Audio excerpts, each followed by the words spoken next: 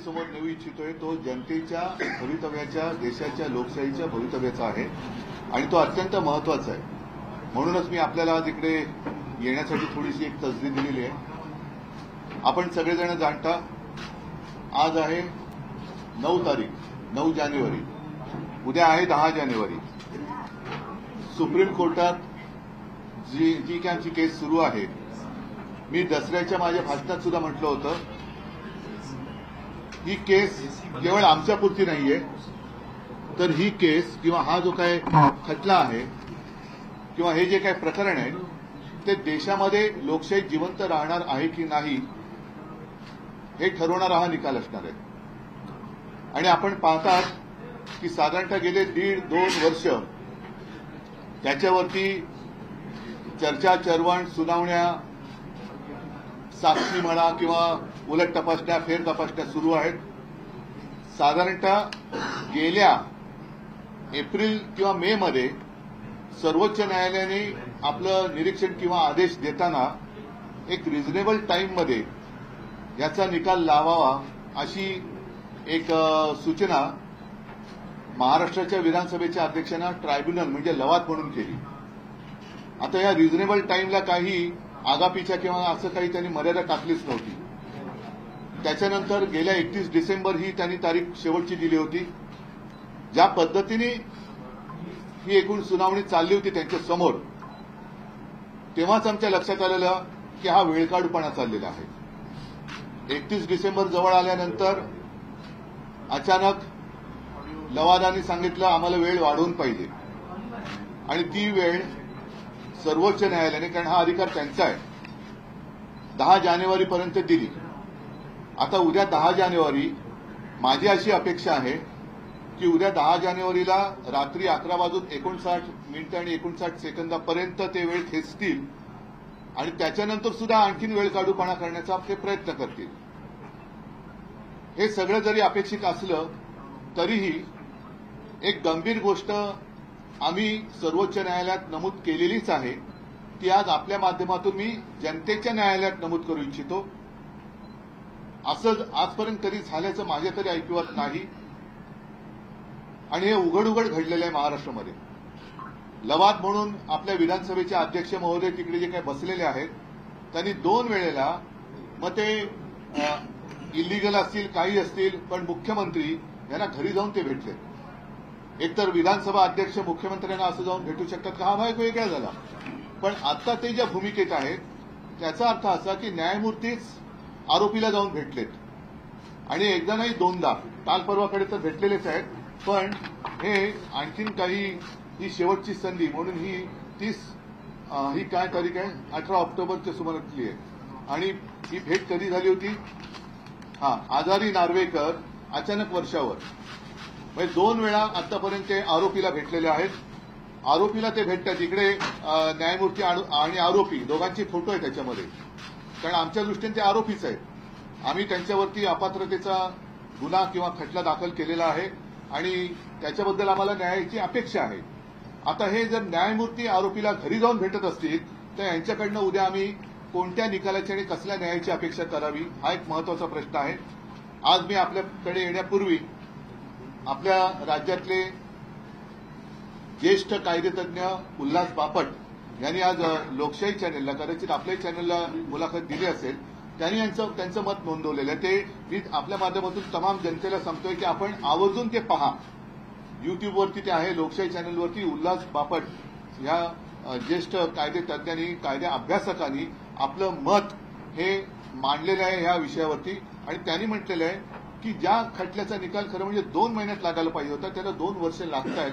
याच्यामध्ये हा वेळकाढूपणा आहे. आणि त्याच्या पुढे ते असं म्हणतायत की कदाचित अध्यक्षांवरती म्हणजे लवादांवरती एक तर दबाव असेल किंवा ते त्या ह्याला म्हणजे तेवढे कार्यक्षम नसतील. याच्यापैकी एक अर्थ काढू शकतो, एवढा वेळ खेचत चालले. थोडक्यात काय की ज्या पद्धतीने या सगळ्या केसची हाताळणी चालू आहे याच्यामध्ये आता लोकशाहीचा खून होतोय की काय अशी परिस्थिती निर्माण झालेली आहे. आणि म्हणून सर्वोच्च न्यायालयाला आम्ही विनंती तर केलेलीच आहे. त्यांच्या समोर हे यांच्या ज्या काही भेटीगाठी आणि उघड होत आहेत, आरोपीला भेटतात उघड, न्यायमूर्ती आरोपीला भेटतात, हे उघड भेटत आहेत. तर जो न्यायमूर्ती आरोपीला भेटू शकतो ते उद्या त्यांच्याकडनं काय निकाल लागेल याची कल्पना जनतेला आली असेल. आम्ही शेवटी जनतेच्या न्यायालयात लढणारी लोक आहोत. सर्वोच्च न्यायालयाला सुद्धा आमची हीच विनंती आहे की हे सगळं डोळ्यादेखत घडतंय, डोळ्यादेखत घडतंय. आपण सर्वोच्च आहात, एक एक व्यक्तींची एक ओळख असते. आज सुद्धा न्यायमूर्ती म्हटल्यानंतर रामशास्त्री प्रभुणे यांचं नाव येतं. महाराष्ट्रातनं रामशास्त्री प्रभुणे ते सुद्धा असेच होते, कणखर होते, सत्ताधाऱ्यांपुढे झुकले नव्हते. आणि त्यावेळेला मला असं वाटतं राज्यसभा वगैरे हा प्रकार नसेल म्हणून त्यांनी कोणत्याही दबावाला बळी न पडता न्याय धर्माला जागून तो न्यायनिवाडा केला होता. आमची अपेक्षा आणि आशा सर्वोच्च न्यायालयाकडे तर आहेच आणि त्याच्या बरोबरीने जनतेच्या न्यायालयाला सुद्धा आम्ही ही गोष्ट निदर्शनास आणू इच्छितो. खरं म्हणजे हा निकाल आणि ही केस सर्वोच्च न्यायालयाने काय निर्देश दिले होते अनिल, मला वाटतं आपण सांगा, म्हणजे जनतेला कळू द्या की उद्या जर का काही वेडावाकडा किंवा वेडावाकडा अपेक्षित निकाल हा जर का दिला तर याच्यामध्ये खरं काय आणि खोटं काय हे जनतेला सुद्धा ठरवता आलं पाहिजे. म्हणून मी तुम्हाला सांगतो, जरा तुम्ही त्याच्याबद्दल नीट विस्ताराने सांगा.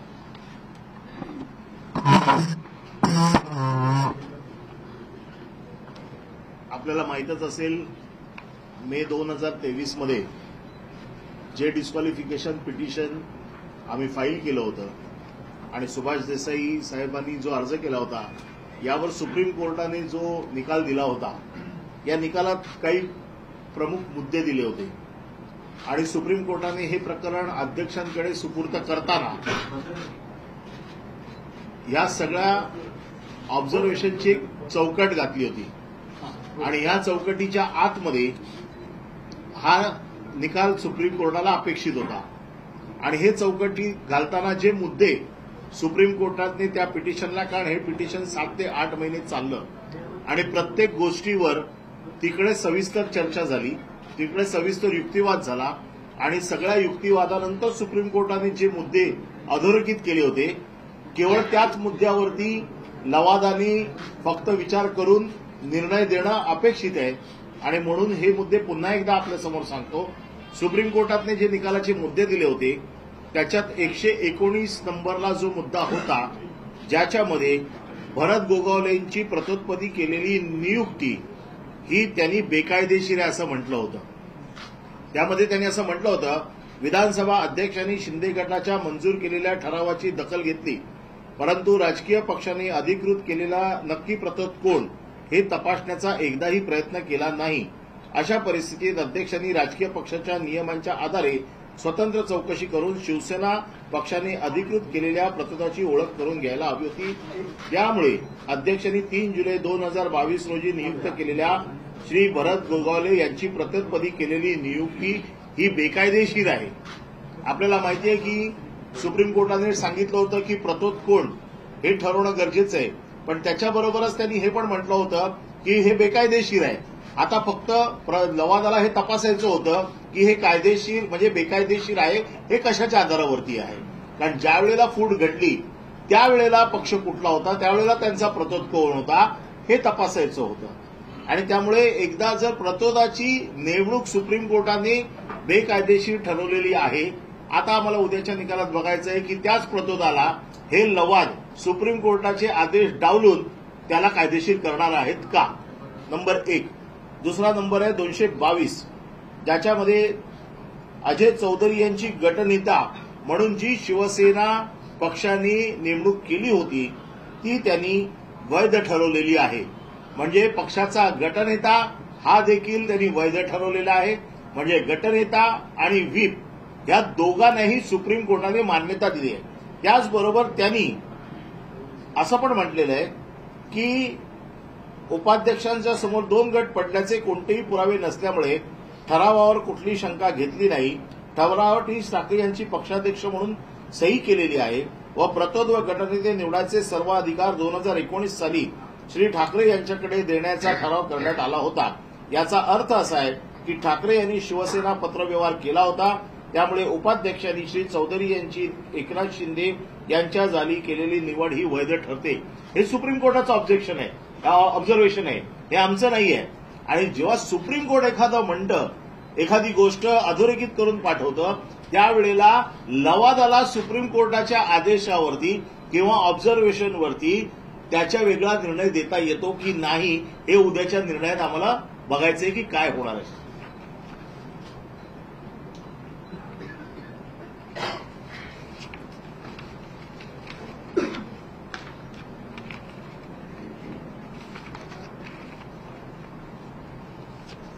...123 नंबर 22 जून 2022 रोजी केलेला ठराव हा विधिमंडळ पक्षातील एका गटाकडून करण्यात आला होता व अध्यक्षांनी कोणतीही शहानिशा न करता राजकीय पक्षाच्या इच्छेविरोधात परिशिष्ट 10च्या अगदी विरोधात होता.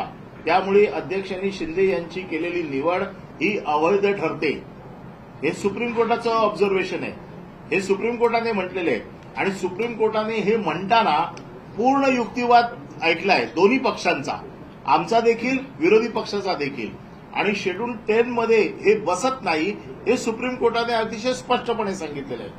त्याचबरोबर पक्ष निवडणूक आयोगाने पक्ष कुठला ठरवायचा याच्या बाबतीत देखील स्पष्ट सूचना दिल्या होत्या.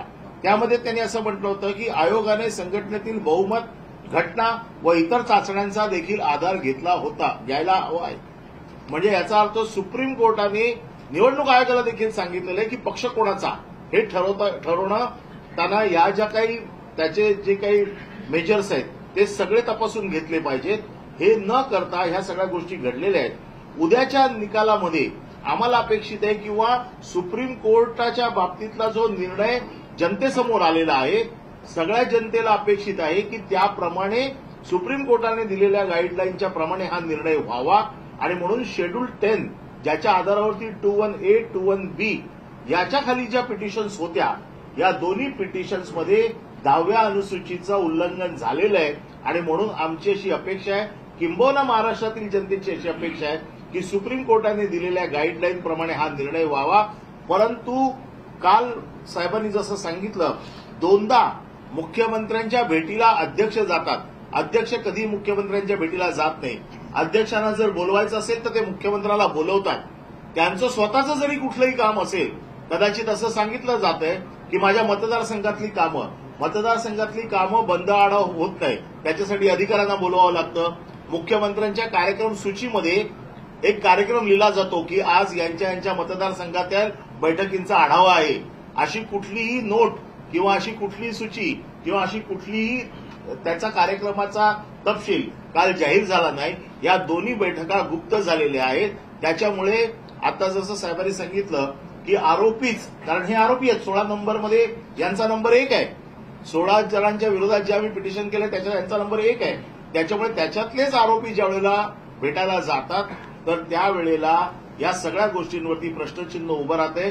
साहेबांनी जसं सांगितलं की महाराष्ट्राच्या जनतेला हे तर मी पूर्णपणे सविस्तर सगळे मुद्दे सांगितले नाहीत, परंतु जे मुद्दे उद्याच्या निकालात अपेक्षित आहेत, जे सुप्रीम कोर्टाच्या गाईडलाईन प्रमाणे तेवढ्या मुद्द्यांचा फक्त आम्ही उहापोह केलेला आहे. आणि आमची अशी अपेक्षा आहे की सुप्रीम कोर्टाच्या गाईडलाईन प्रमाणे उद्याचा निर्णय होईल. या दोघांच्या भेटी संदर्भात आक्षेप घेत आपण सुप्रीम कोर्टात देखील एक ऍफिडेव्हिट दाखल केलं. आम्ही काल सुप्रीम कोर्टात एक ऍफिडेव्हिट दाखल केलेला आहे, कारण सुप्रीम कोर्टाच्या निदर्शनास आणणं हे गरजेचं होतं. आणि म्हणून काल आम्ही ऍफिडेव्हिट फाईल केलंय की अशा प्रकारे न्यायाधीश ज्यावेळेला, कारण ते न्यायाधीशाच्या भूमिकेत आहेत, न्यायाधीश आरोपीला भेटायला जाणं, न्यायाधीश आणि आरोपीची मिलीभगत आहे का अशा प्रकारे मिलीभगत असेल तर हा कोणाचा वैयक्तिक खटला नाहीये. हा देशात पुढे लोकशाही जिवंत राहणार आहे की नाही, का हे दोघंही मिळून लोकशाहीचा खून करणार आहेत, ते उद्याच्या निर्णयावरनं जाहीर होईल. राहुल नार्वेकर 2 बार, एक मिनिट, सॉरी मैंने बीच में टोका. अनिल जी आपको जो और आगे म्हणून हा जो विषय होता हा फार गंभीर होता. म्हणून काल आम्ही याच्या बाबतीमध्ये ताबडतोब सुप्रीम कोर्टाच्या निदर्शनाला हे आणून दिलेलं आहे. आता या बाबतीत सुप्रीम कोर्ट आपला निर्णय घेईल की सुप्रीम कोर्टाला देखील याची गंभीर दखल घ्यावी लागेल की अशा प्रकारे आरोपी आणखी न्यायाधीश हे जर भेटत असतील, आजपर्यंत असं कधी झालेलं नाहीये. आणि याच्यावरती सुप्रीम कोर्टाकडनं आमच्या अपेक्षा आहेत की सुप्रीम कोर्ट हे प्रकरण फार गंभीरपणे घेईल. राहुल नार्वेकर मुख्यमंत्री से मिले हैं, आपको लग रहा है आपका जो फैसला राहुल नार्वेकर 2 बार मुख्यमंत्री से मिलकर गुप्त बैठक बताई जा रही है, कल फैसला संभवतः आ सकता है. आप किस तरह से देखते हैं, क्या उम्मीद कर रहे हैं? हमें आशंका है क्योंकि सिर्फ स्पीकर और मुख्यमंत्री ऐसी ये मीटिंग नहीं थी, और वैसे भी अगर मीटिंग करनी हो तो कभी, मैं भी मुख्यमंत्री था, कभी स्पीकर उठकर मुख्यमंत्री के यहाँ नहीं जाते, वो मुख्यमंत्री जी को बुला लेता है। लेकिन अब ये दोनों जो है सिर्फ मुख्यमंत्री और स्पीकर नहीं है। स्पीकर जो है वो ट्राइब्यूनल है और मुख्यमंत्री का आरोपी है। तो क्या एक जज जिनके ऊपर आरोप है उनको मिल सकता है क्या? तो यही एक आशंका आती है कि क्या इन दोनों की मिलीभगत तो नहीं है, और सिर्फ मिलीभगत कोई व्यक्तिगत रूप में ये केस नहीं है। देश में प्रजातंत्र रहने वाला है या नहीं है, या दोनों मिलकर प्रजातंत्र की हत्या करने की साजिश कुछ कर रहे हैं, कोशिश कर रहे हैं, ऐसे तभी निकाला जा सकता है। और इसलिए जैसे मैंने कहा कि आज और कल ही हमने सुप्रीम कोर्ट के सामने एक एफिडेविट दिया है, और जिसमें दो बार वो मिले, एक बार नहीं 2 बार मिले हैं। वो उसमें हमने लिखा है कि आप भी उसमें देखो, और मैं आपके माध्यम से जो जनता की अदालत है, क्योंकि जनता सर्वश्रेष्ठ होती है और उसीलिए हम लड़ रहे हैं। जनता का अधिकार अगर कोई छीनता है तो हम तो वो बर्दाश्त नहीं करेंगे, और जनता की अदालत में हम आपके माध्यम से जाना चाहते हैं कि ये देखो क्या हो रहा है, और इसका नतीजा जैसे एक पिछले 2 साल से एक केस चलती आई है, कोई आवश्यकता नहीं थी, कोई आवश्यकता नहीं थी। ये तो सीधी केस है, और कुछ जो घटना तज्ञ है वो बार बार अपनी राय इस बारे में रख रहे हैं। और आज भी जो एक हमारे महाराष्ट्र के ज्येष्ठ कायदे तज्ञ उल्लास बापट, उनकी एक रिएक्शन मैंने देखी लोकशाही चैनल पर, शायद आपके चैनल पर भी वो आई होगी। तो मैं पूरी जनता को एक रिक्वेस्ट करता हूं, आप वो देखिए उनकी राय क्या है। और इतना समय इसमें बर्बाद हो गया है, ये तो इलीगल गवर्नमेंट है, जो सुप्रीम कोर्ट ने भी कहा है। तो इलीगल गवर्नमेंट के हाथों में 2 साल तक महाराष्ट्र का भवितव्य रखना, ये बहुत ही खतरनाक बात है। और कल क्या होगा या कल क्या हो सकता है, तो ये 2 बार जो मिले हैं, ये मिलीभगत भी हो सकती है, प्रजातंत्र की हत्या करने की साजिश शायद हो गई। एकनाथ शिंदे की तरफ से कहा गया है कि बहुमत उनके पास है, फैसला नहीं, वो ठीक है, वो तो अदालत में हुआ है। अदालत ने अपना जो भी एक ऑब्जर्वेशन है वो पूरा उसमें लिखकर ट्राइब्यूनल के पास भेज दिया है। और जैसे अनिल जी ने अभी बताया, चाहे तो वो हिंदी में दोहरा सकते हैं, तो उस फ्रेमवर्क में ट्राइब्यूनल ने काम करना चाहिए था। लेकिन जिस ढंग से उन्होंने एक समय की बर्बादी, और शायद कल और एक ऐसा कुछ कर सकते कि और समय निकले, तब तक ये चुनाव हो जाएगा। हमें कोई आपत्ति नहीं, हम तो जनता के सामने हैं, जनता के बीच में हैं, और जनता तो जो न्याय देगी वो तो देख रही है। लेकिन क्या हम खुलेआम हमारे नजर के सामने प्रजातंत्र की हत्या होने जा रही है, उसको स्वीकार कर सकते हैं क्या? आमदार अपात्रता प्रकरणी निकाल यायला अवघे 24 तास उरले असताना तुमच्या पक्षाचे आमदार रवींद्र वायकर यांच्या घरी त्याच्यावरती एक मिनिट, त्याच्यावरती मी राजेश विचारे यांच्या घरी धाड आहे. तुम्ही काही संबंध पाहता का? मी याच्यावरती जास्त बोलणार नाही, पण एकच आहे की राम मंदिराचं निर्माण होतंय. शेवटी जुलमी अत्याचार करणाऱ्यांचा अंत हा केलाच पाहिजे, ही शिकवण देणाऱ्या रामाचं मंदिर उभं राहते. त्याच्यामुळे या जुलमी अत्याचारी राजवटीचा शेवट जनता करेलच, त्याच्याबद्दल मी नंतर बोलेन.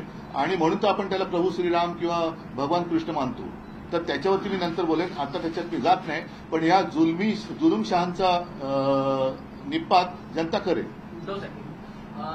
एक शक्यता आहे, एक आपले आमदार अपात्र होती, एक एकनाथ शिंदेची अपात्र होती. जे न्याय असेल, न्यायाने जे व्हायचं असेल ते होऊ द्या, आमची काही हरकत नाही. तिसरी शक्यता अशी आहे की अध्यक्ष हा सर्व निकाल सर्वोच्च न्यायालयाकडे पाठवू शकतात, कारण जर आपले आमदार अपात्र केले तर आपल्याला सहानुभूती मिळू शकते, अशी देखील एक चर्चा आहे. नाही, मी सहानुभूतीवरती राजकारण करणार नाहीये, मी न्यायावरती राजकारण करणार आहे. न्यायावरती आहे, कारण ही लढाई माझी लढाई नाहीये, जनतेची लढाई आहे, जनतेच्या भवितव्याची आहे. आणि लोकशाहीचा खून हे दोघं मिळून करतायत का, हे उद्या आपल्याला कळेल. आणि कदाचित हीच शक्यता आहे की आणखीन वेळ काढूपणा, कारण त्यांना खेचायचं त्यांनी खेचलं.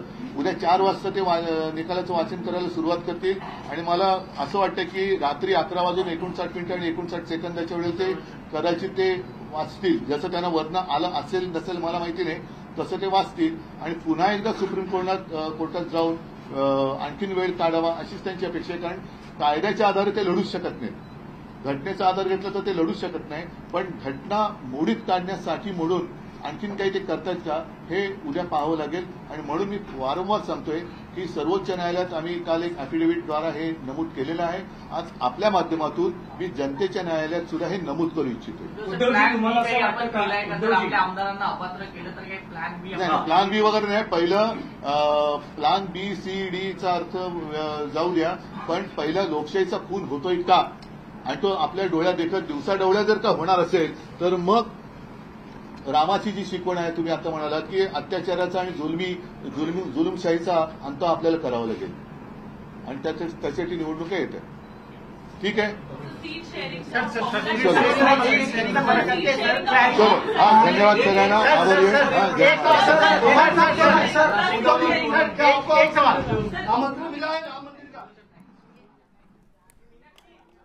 तर आपण पाहिलं नुकतंच उद्धव ठाकरे यांनी एक पत्रकार परिषद घेतलेली आहे आणि सगळ्यात आधी त्यांनी नार्वेकर आणि शिंदे गटांमध्ये जी बैठक झालेली आहे या बैठकीवर उद्धव ठाकरे यांनी भाष्य केलेलं आहे. नार्वेकर आणि शिंदेमध्ये 2 वेळेस गुप्त बैठका झालेल्या आहेत, त्यामुळे आम्ही जनतेच्या न्यायालयात लढणारी लोक आहोत आणि अशा पद्धतीनं या गुप्त बैठका झाल्या असल्याचं टीका जी आहे किंवा आरोप जो आहे तो त्यांनी शिंदे गटावर केलेला आहे. त्यामुळे पुन्हा एकदा उद्धव ठाकरे आणि नार्वेकर आणि शिंदे गटांच्या या बैठकीमागे किंवा या गुप्त भेटीमागे काही मिलीभगत आहे का असा सवाल सुद्धा उपस्थित केलेला आहे.